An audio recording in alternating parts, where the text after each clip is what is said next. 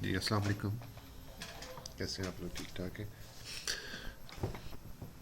Today is 24th, no sorry 23rd of दिसंबर।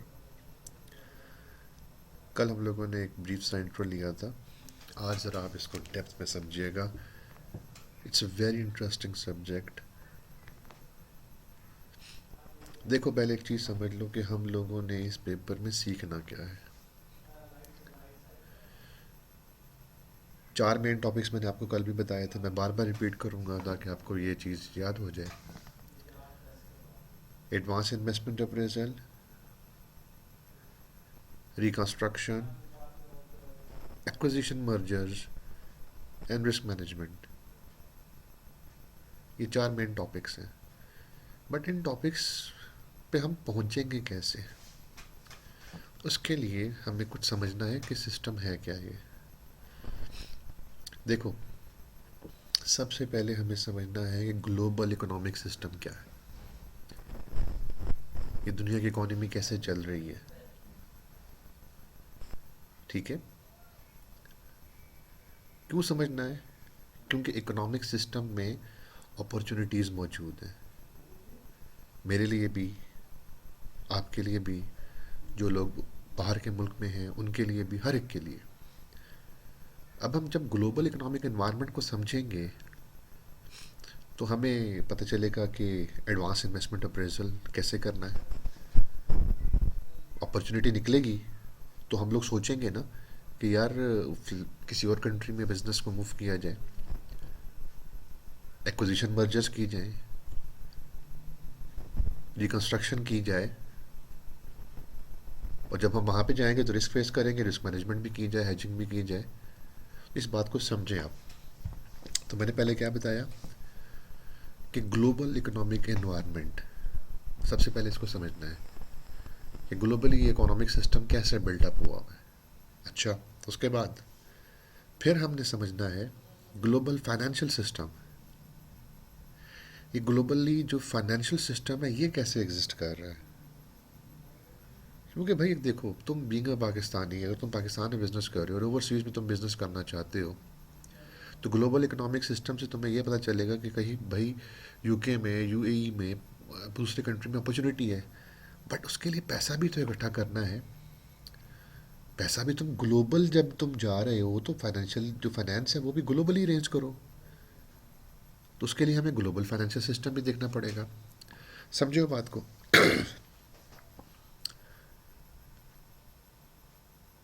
अच्छा, फिर जब ये दोनों सिस्टम्स हम समझ लेंगे, फिर हम अपने कंट्री में आएंगे।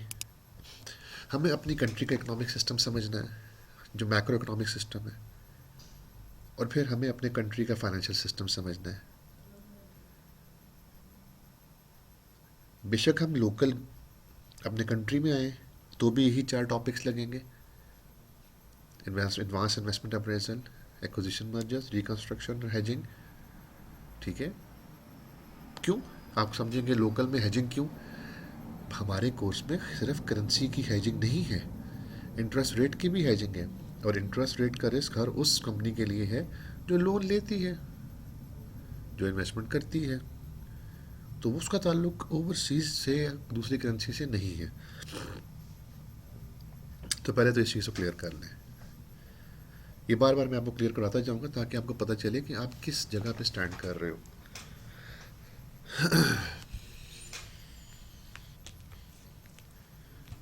अच्छा, कुछ चीज़ें हैं कि आज मैंने क्लास में जब लेक्चर के बाद मैंने, आप लोग काइंडली एक बात किया कीजिए। ठीक है, आप लोग अपनी मर्ज़ी से लेक्चर को देख लिया करें, लेकिन कोशिश किया करें सब लोग, आप लोग। ठीक है? एक छोटी रिक्वेस्ट है आपकी।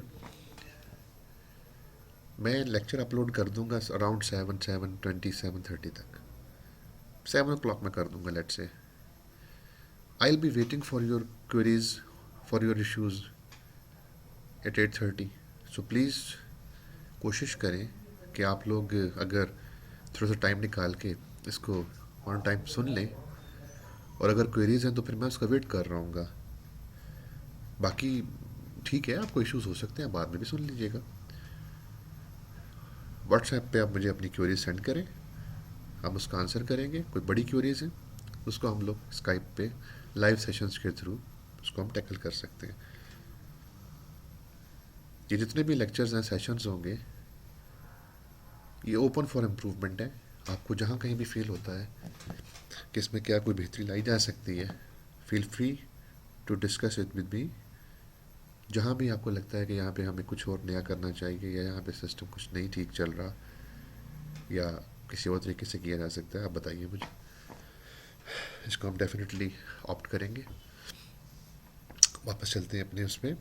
अच्छा जी, तो हम अभी क्या डिस्कस कर रहे हैं? कल मैंने आपको यहाँ से, ये जो आपके सामने पेज भी मैंने खोला हुआ है, फ्री ट्रेड, ये हमने थोड़ा सा पढ़ा था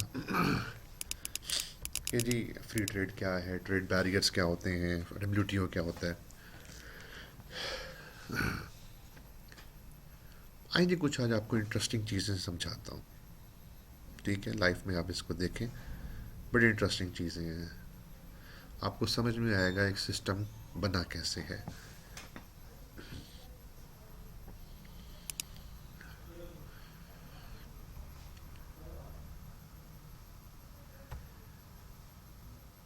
ये जी आपके सामने एक छोटा सा एक पाए है, पाई चार्ट है।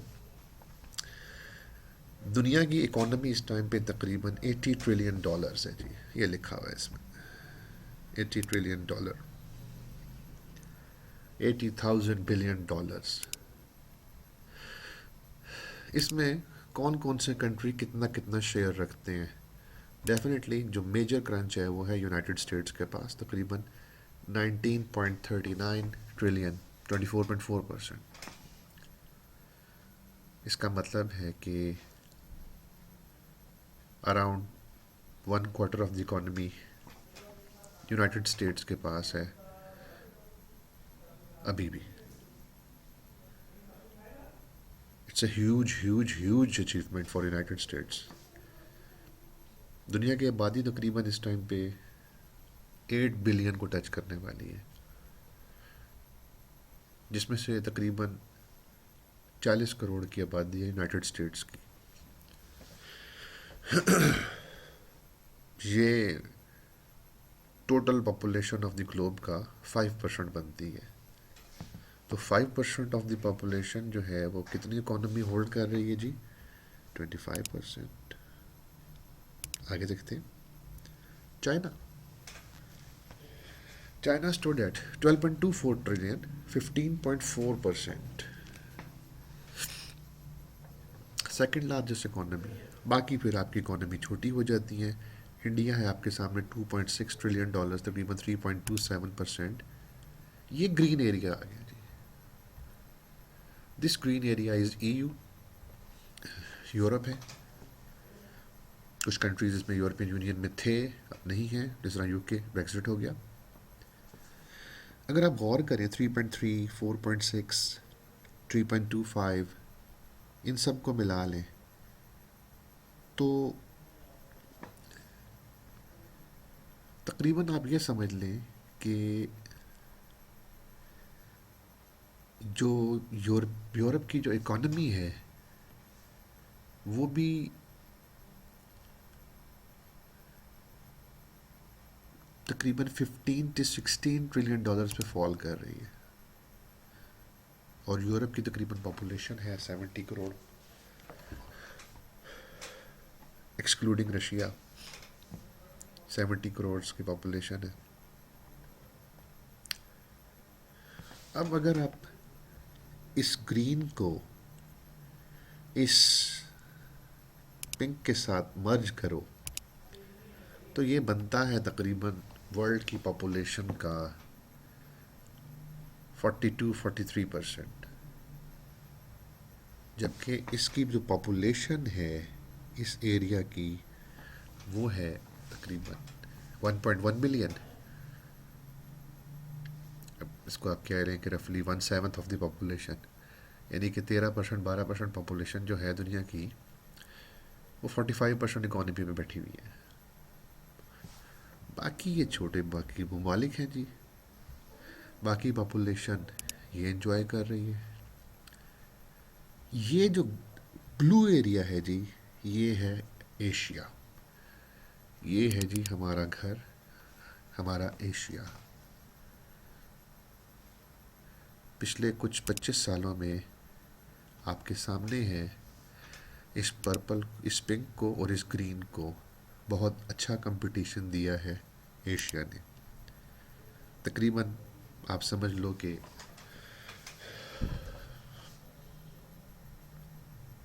20% प्लस, तकरीबन 25-26% जो है वो, मोर देन 30% आप कर लो, एशिया की तरफ चली गई। आज से 100 years बैक एशिया की जो इकोनॉमी कंट्रीब्यूशन थी वो 20% भी नहीं थी। बाकी 80% यूनाइटेड स्टेट्स और यूरोप की थी। अब यूनाइटेड स्टेट्स और यूरोप कॉन्ट्रैक्ट करके 45% पे आ गए।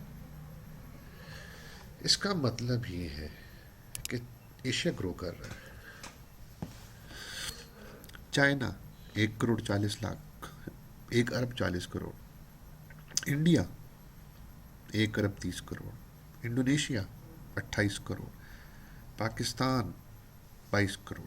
बांग्लादेश 18 करोड़। इस एशिया में पॉपुलेशन दुनिया की मोर देन 44% इस दुनिया की पॉपुलेशन रहती है।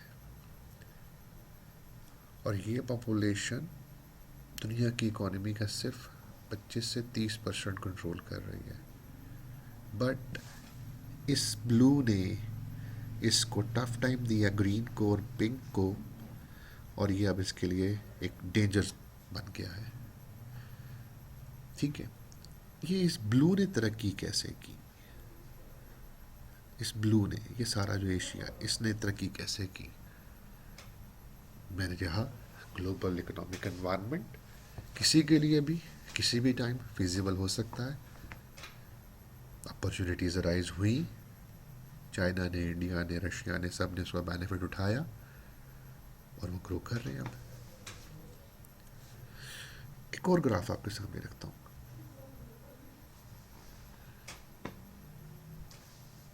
ये ग्लोब है जी पूरा। इसमें आपको जहां जहां ग्रीन नहीं नजर आ रहा, ये गुर्बत है जी। जहां जहां आपको ग्रीन नजर नहीं आ रहा, ये सारा गुर्बत है। ठीक है, ये गुर्बत नहीं है। वैसे ये स्वीडन और नॉर्वे दुनिया के बड़े अमीर तरीन ममालिक हैं, लेकिन चूंकि छोटे हैं तो उनका कंट्रीब्यूशन बड़ा लो है। असल वेल्थ जी दो, ये ब्लैक, एक ये अमेरिका और दूसरा ये चाइना। ठीक है, ये एक वेल्थ की ओवरऑल डिस्ट्रीब्यूशन है। हमारा ये नन्ना मुन्ना पाकिस्तान जो है, ये यहाँ पे लाइट ग्रीन कलर के साथ बैठा हुआ है।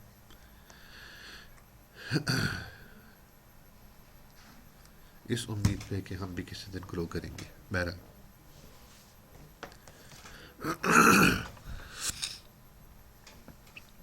वापस आते हैं इस चार्ट पे। पिछले 25 सालों में इस ब्लू ने इसको एक टफ कंपटीशन दिया। कैसे? दुनिया की मेजॉरिटी ऑफ एक्सपोर्ट्स ये ब्लू कर रहे हैं, तो पैसा किसके पास होगा?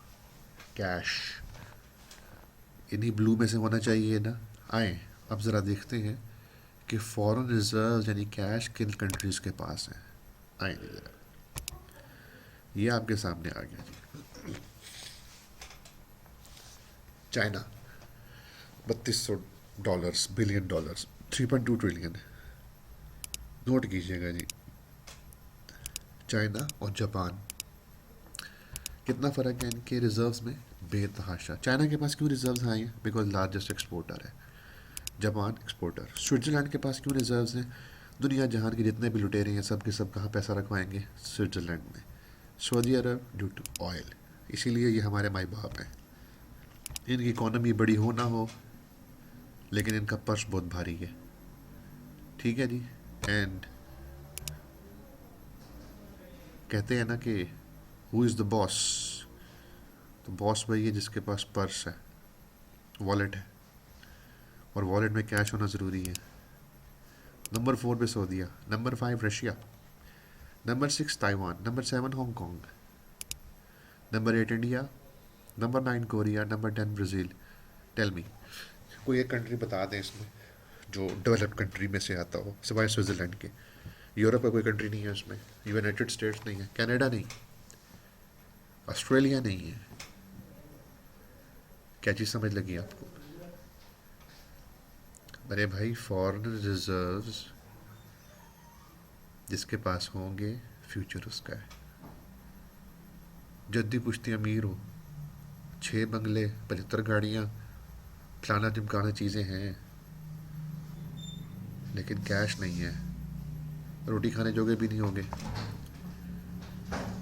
तो ऐसी चीज़ों का कोई फ़ायदा नहीं है जब तक कि तुम्हारे रिजर्व स्ट्रॉन्ग नहीं होंगे। रिजर्व्स होंगे तो तुम फ्यूचर स्ट्रॉन्ग करोगे। कैसे? रिजर्व्स होंगे तो तुम इन्वेस्टमेंट्स करोगे डिफरेंट कंट्रीज़ में जाके।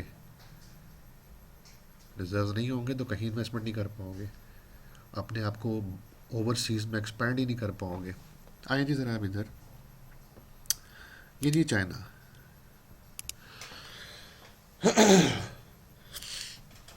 चाइना तकरीबन 1800 साल तक दुनिया में नंबर 1 इकॉनमी रहा है। इंडिया हमेशा से नंबर 2, और ये कंपटीशन लगा रहा। तकरीबन 1700s में जब यूरोप ने रिप्लेस किया दुनिया को इकोनॉमिक पावर के तौर पे, तो उससे पहले 2 ही ग्लोबल इकोनॉमीज थी पूरी दुनिया में, चाइना और इंडिया। क्यों? पॉपुलेशन यहाँ थी। इसका मतलब ये है कि पॉपुलेशन जो है, जहाँ पे बहुत सारे नेगेटिव रखती है, वहाँ पर बहुत सारे फ़वाइद भी हैं। आपके सामने मैंने ये चार्ट रखा हुआ है, ज़रा गौर कीजिएगा। कोई फॉरेन रिजर्व में टॉप 10 कंट्रीज़ में कोई है? सब कोई यूरोपियन कंट्री, कोई यूएस नहीं है। कैसे होगा भाई? उनके पास पैसे ख़त्म हो गए हैं, उनकी पॉपुलेशन की एज बढ़ गई है, उनकी पॉपुलेशन की ग्रोथ कम हो गई है। फ्यूचर किसका है? फ्यूचर उसका है जिसके पास कैश है। फ्यूचर किसका है? जिसके पास पॉपुलेशन है। पॉपुलेशन कंट्रोल्ड हो ज़्यादा बेहतर है। इसका मतलब ये है कि पॉपुलेशन होगी तो अपॉर्चुनिटी भी होगी। प्योर चाइनीज़ टर्म्स में बात कर रहा हूँ मैं। चाइना बैठ के देख रहा हो पाकिस्तान की आबादी ज़बरदस्त है जी, मुझे लगी हुई पाकिस्तान में आबादी धड़ाधड़ बढ़ी जा रही है, चलो पाकिस्तान में चीज़ें सेल करते हैं, नाइजीरिया में सेल करते हैं। नाइजीरिया की आबादी पिछले 30 सालों में डबल हुई है, पाकिस्तान की आबादी पिछले 30 सालों में डबल हुई है, चलो इन कंट्रीज़ को करते हैं। तो पॉपुलेशन जहाँ बढ़ती है वहाँ पे अपॉर्चुनिटी भी आती है। एक नज़र ज़रा वर्ल्ड की पॉपुलेशन पर डाल के देखते हैं जी। हाँ जी, इस ग्राफ को ज़रा गौर से देखिएगा। तकरीबन आपके सामने एक बड़ी हैरान देने वाली आपकी सिचुएशन आएगी। 1800 में, 1800 में वर्ल्ड की पॉपुलेशन जो है वो तकरीबन 1 अरब बंदों पर मुश्तमिल थी।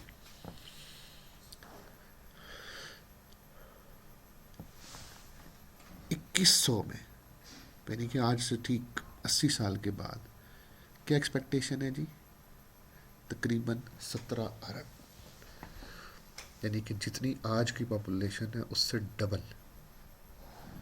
देखें जी, पॉपुलेशन के हैज़र्ड्स अपनी जगह पे, नुकसानात अपनी जगह पर। बिज़नेस पॉइंट ऑफ व्यू से बात करें, जितने लोग होंगे उनको हमें कुछ ना कुछ तो पहनाना भी होगा, खिलाना भी होगा, उनको तालीम भी दिलवानी होगी। ये सब चीज़ें अपॉर्चुनिटीज़ लेकर आती हैं।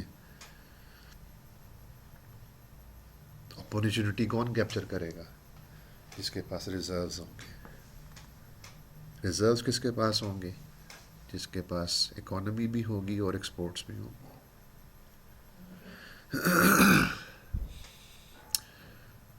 मैं स्पेसिफिकली चाइना की बात करूंगा। चाइना 2014 तक फास्टेस्ट ग्रोइंग नेशन था वर्ल्ड में। उसके बाद इंडिया ने इसको टेक ओवर कर लिया ग्रोथ रेट में, नॉट इन एब्सोल्यूट टर्म्स। उसकी वजह है चाइना की इकोनॉमिक ग्रोथ में क्यों हॉल्ट लग गया?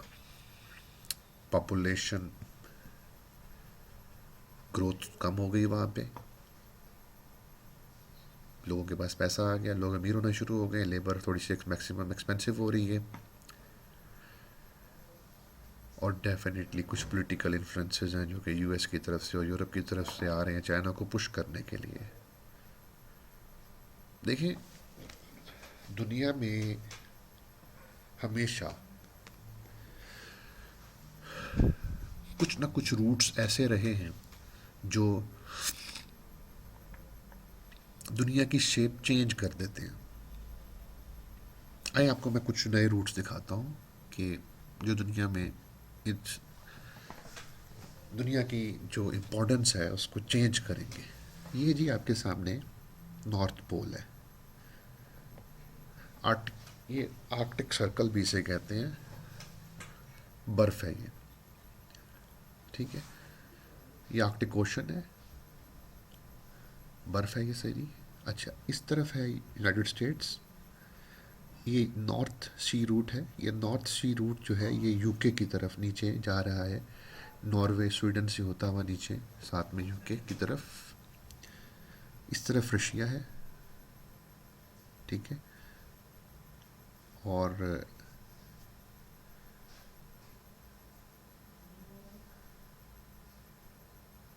सॉरी इस तरफ यूके की तरफ आ रहा है, और ये नॉर्थ सी रूट है रशिया की तरफ।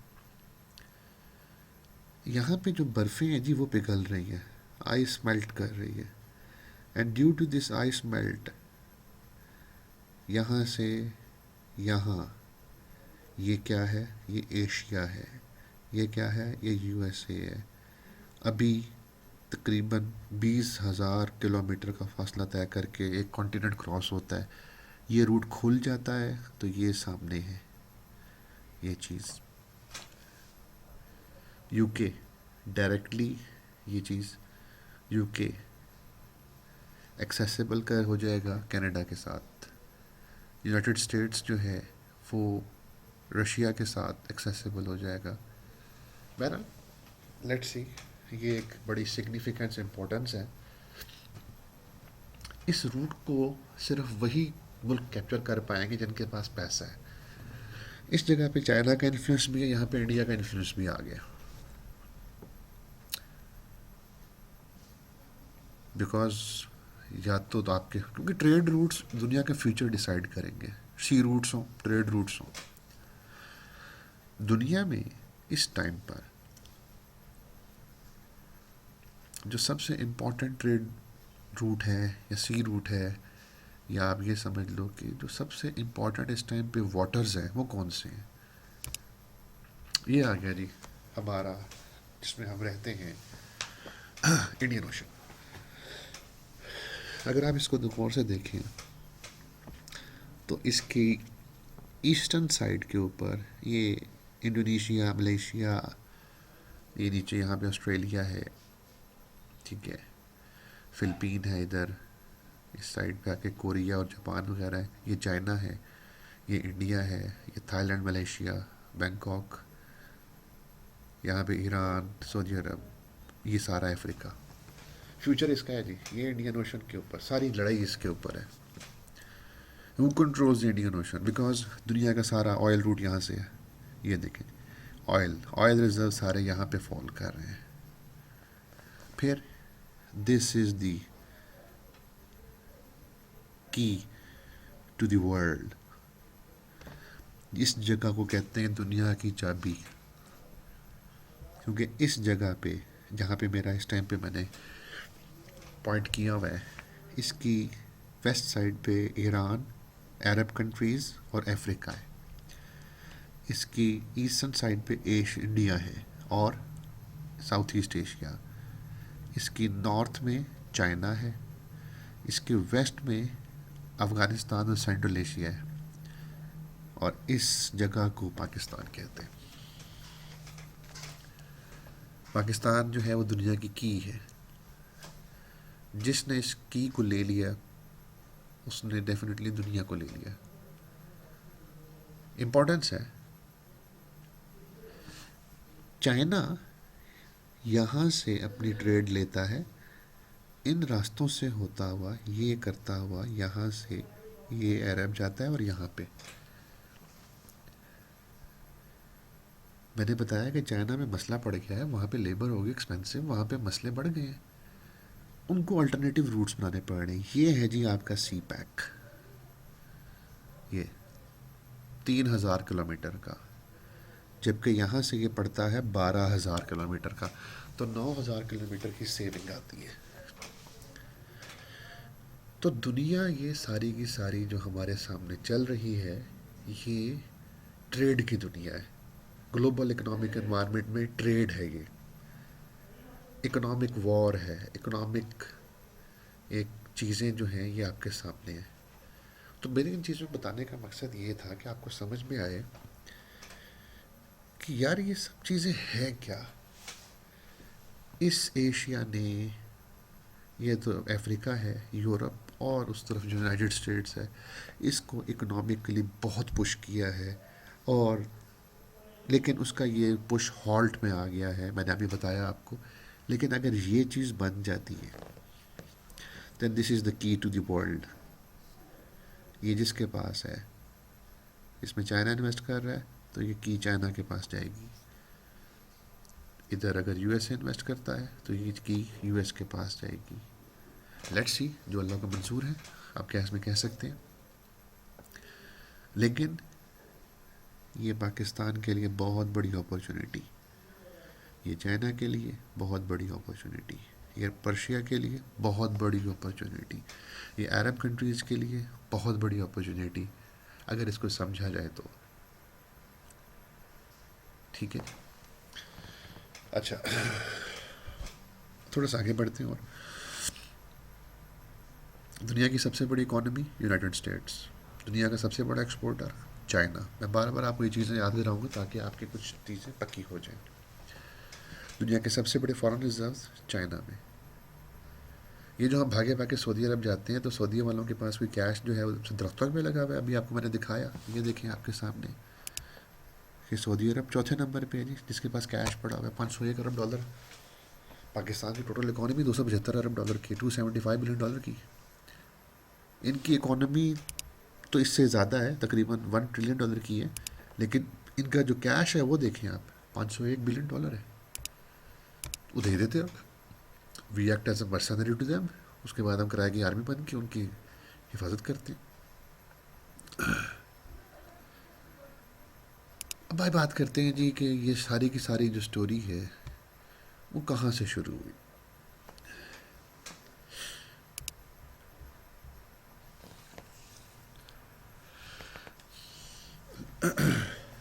नाइनटीन थर्टीन से पहले, 1913 से पहले दुनिया में जितनी भी ट्रेड होती थी ना, वो सब की सब मुख्तलिफ चीज़ों की फॉर्म में होती थी।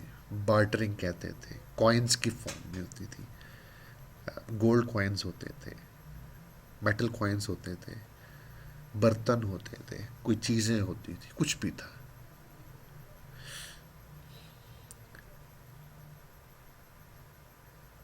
जिस तरह ब्रिटिशर्स थे, ब्रिटिशर्स का जो मेजर दो ट्रेड्स जो उन्होंने, जिसकी वजह से सुप्रीम पावर गेन की, एक स्लेव ट्रेड थी, दूसरी टी ट्रेड थी। ये दोनों उनके पास नहीं थे। स्लेव्स लेके जाते थे अफ्रीका से, टी लेके जाते थे इंडिया से। स्लेव्स दिए, बेचे, उनसे कुछ और चीज़ें ले ली।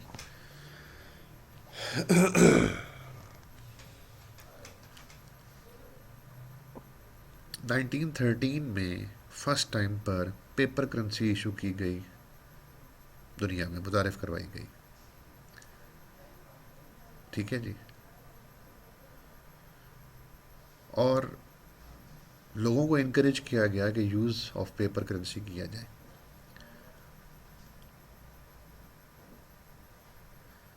उसमें यह था जी कि आपके पास जितना भी सोना है, गोल्ड है, वो आप अपने रिस्पेक्टिव कंट्रीज़ को वापस करें, और उसके बदले में आप रसीदें ले लें उनसे, रिसिप्ट्स। वो रिसिप्ट्स क्या कहलाते हैं? Notes, bank notes. बैंक आपको क्या करेगा? बैंक आपको उन गोल्ड के अगेंस्ट आपको रिसिप्ट्स देगा।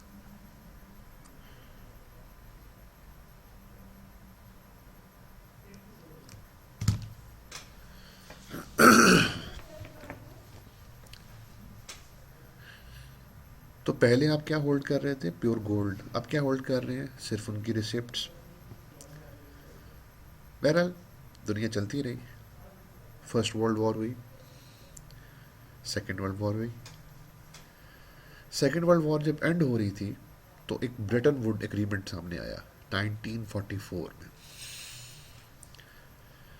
देखिए 1939 में जब वर्ल्ड वॉर शुरू हुई तो यूरोप क्राइसिस में चला गया, यूरोप अनसेफ हो गया। तो लैंड ऑफ अपॉर्चुनिटी उस टाइम पे कहा जाता था यूनाइटेड स्टेट्स को। तो यूनाइटेड स्टेट्स की तरफ से एक ऑफर भी थी कि अगर आप लोगों ने अपना जो गोल्ड है वो सेव करना है तो वो गोल्ड आप यूनाइटेड स्टेट्स भिजवा दें, बजाय इसके कि उनको जर्मन जगह हैं वो उसको काबिज ना हो जाए। उन्होंने भिजवाना शुरू कर दिया।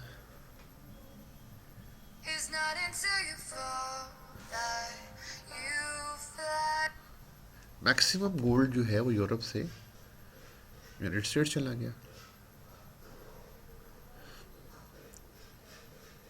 1944 में जब यूरोप टोटली कोलैप्स कर गया, तबाह बर्बाद हो गया, वहाँ पे कुछ नहीं बचा, तो ये डिसाइड किया गया जी कि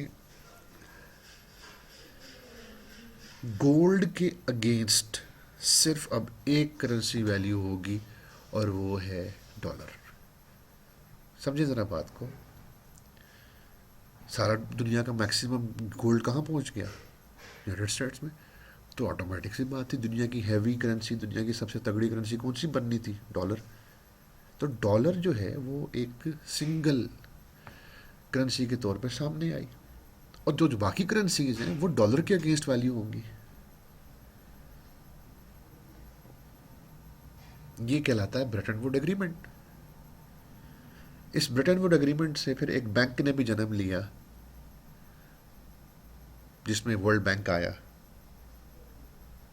जिसका मेन पर्पस था जो यूरोप को डेवलप करना है, फिर से इसको पाँव पे खड़ा करना है, यहाँ पे तामीरात करनी है। ये मैं भी बताऊंगा आपको वर्ल्ड बैंक के बारे में भी।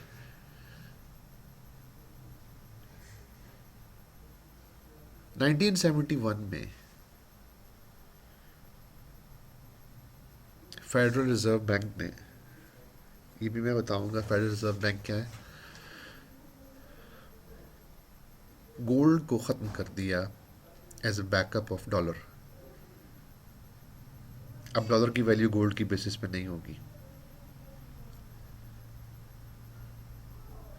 यानी कि पहले हम कभी सुनते थे ना कि किसी भी करेंसी की जो वैल्यू है उससे गोल्ड के रिजर्व्स के बराबर होती है, ये ख़त्म हो चुका है बैकअप का सिस्टम। तो दुनिया का सारा गोल्ड ले लिया यूएस ने। 71 में जो इकोनॉमी का बैकअप गोल्ड की बेसिस पे था वो भी ख़त्म कर दिया,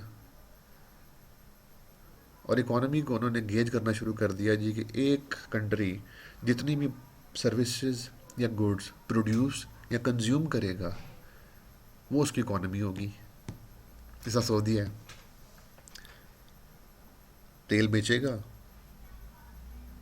हलवे खाएगा, ठीक है जी, बकरे खाएगा, बाहर से चीज़ें इंपोर्ट करेगा, ये सब उसकी इकोनॉमी को बढ़ा रहा है।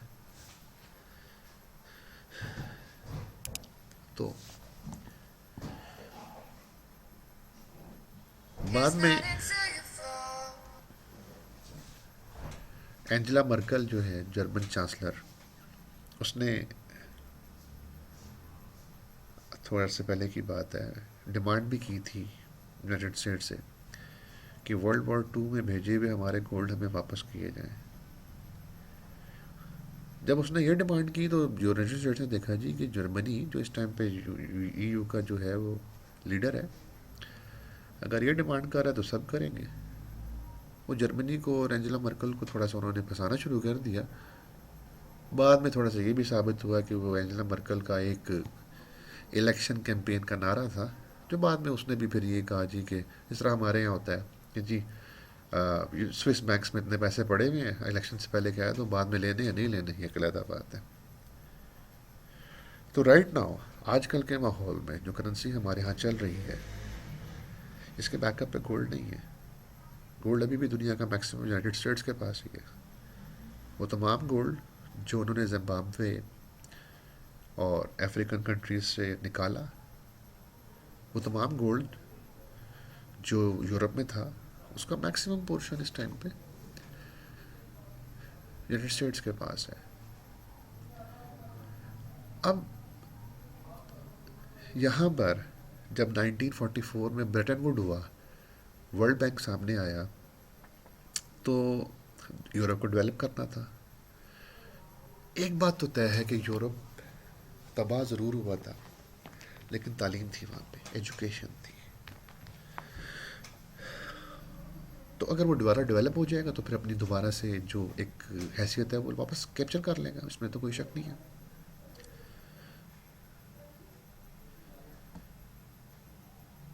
तो वहाँ पे ये चीज़ डिसाइड की गई कि क्यों ना कुछ फ्री ट्रेड एरियाज़ बनाए जाएं, कि फ्रांस यूके को सेल करे तो कोई रिस्ट्रिक्शंस ना हो, स्पेन करे इटली को तो कोई रिस्ट्रिक्शंस ना हो। उससे क्या होगा, उससे एक रीजन जो है एज अ होल वो ग्रो करेगा।